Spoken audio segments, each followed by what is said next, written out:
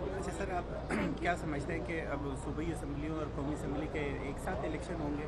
क्योंकि वफाक में तो आपकी भी हुकूमत में तो आप भी शामिल हैं। नहीं, हाँ, हम पीडीएम का हिस्सा नहीं है। हम एलाइज ज़रूर हैं, लेकिन पीडीएम में हम नहीं हैं। हुकूमत पीडीएम की है, फैसले वो कर रहे हैं। अलबत्ता हमसे जो है अगर कभी दिल करता है तो मशावरत कर लेते हैं। सो ये हमारे खाते में ना डालिएगा। देखें, सुप्रीम कोर्ट ने अगर तो फैसला कर दिया कि सूबाई इलेक्शंस हों तो सूबाई इनको कराने पड़ेंगे। फिर मुझे बताएं क्या होगा। कौमी असेंबली अगर 4 महीने या 6 महीने के बाद होता है तो फिर ये कहेंगे धांधली धांधली धांधली, इसलिए कि केयर टेकर गवर्नमेंट जो ऊपर बनेगी 24 किलोमीटर की, सूबा पंजाब तो किसी और हुकूमत जो भी होगी वो 5 साल के लिए होगी, खैबर पख्तूनख्वा 5 साल के लिए होगी। तो आपको पता ही है सूबाई हुकूमत 18वीं तरमीम के बाद कितनी ताकतवर होती हैं। तो वो फिर न्यूट्रल केयर टेकर सेटअप कहाँ से बनेगा? फिर ये धांधली धांधली रोएंगे तो फिर इलेक्शन मुतनाज़ा होगा, फिर कौम कसम पुरसी के आलम में होगा। ये मैं नहीं समझता कि ये सोल्यूशन होगा। इनको खुद जो है बड़ापन का सबूत देना चाहिए।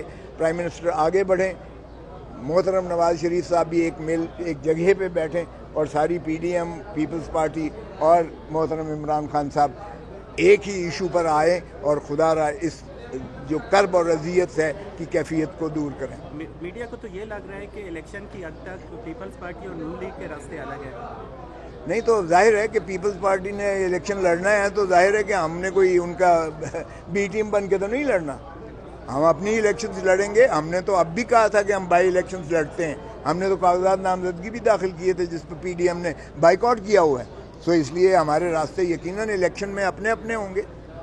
अच्छा, खोसा साहब बताइएगा कि अगर कोई पीडीएम में ये राय पाई जाती है कि पीडीएम एक अपना कोई नया इंतखाबी निशान के ऊपर ये इलेक्शन लड़ेंगे इकट्ठे मिलकर, ये तो पीडीएम से पूछिए। मैं तो पीडीएम का, पीपल्स पार्टी पीडीएम का हिस्सा नहीं है। ये पीडीएम से पूछिए। क्या पीपल्स पार्टी पीडीएम की इस राय को मान जाएगी कि एक इंतखाबी निशान पर ये इलेक्शन लड़ा जाए? हम तो इसका हिस्सा नहीं बनेंगे।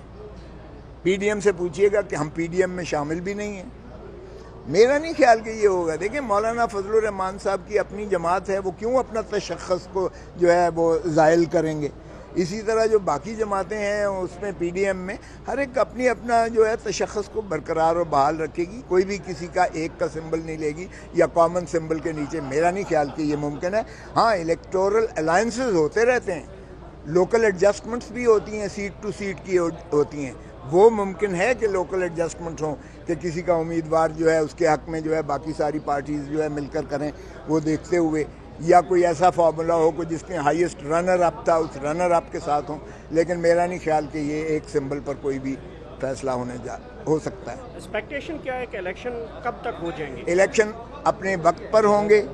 अगर सुप्रीम कोर्ट में ना हुआ, पॉलिटिकल पार्टीज़ का कोई म्यूचुअली कंसेंसस ना हुआ तो इलेक्शन 90 दिन के अंदर ही होंगे। अगर म्यूचुअली हो जाता है कि सारा एक ही करें तो फिर आर्टिकल 248, 254 में आगे पीछे हो सकता है। कोई ऐसी आइन की खिलाफ वर्जी या आइन से मावरा इक़दाम नहीं होगा, क्योंकि जो पैराफ्री ऑफ टाइम आइन में दिया गया है उससे अगर आगे पीछे हो जाए तो वो गैर आइनी या गैर कानूनी नहीं हो सकता। लेकिन ये उसी सूरत में होगा, उसी सूरत में जब ये कंसेंसस हो जाएगा कि हमने कौमी असेंबली के और सूबाई असेंबली के एक ही दिन इलेक्शंस करवाने हैं, जो सितंबर में भी हो सकते हैं, अगस्त में भी हो सकते हैं। आगे पीछे होकर विन विन सिचुएशन हो जाए। कोई ये ना समझे कि मैंने डिक्टेट करके करवा लिया है और कोई ये ना समझे कि मेरे साथ ज्यादती हुई है।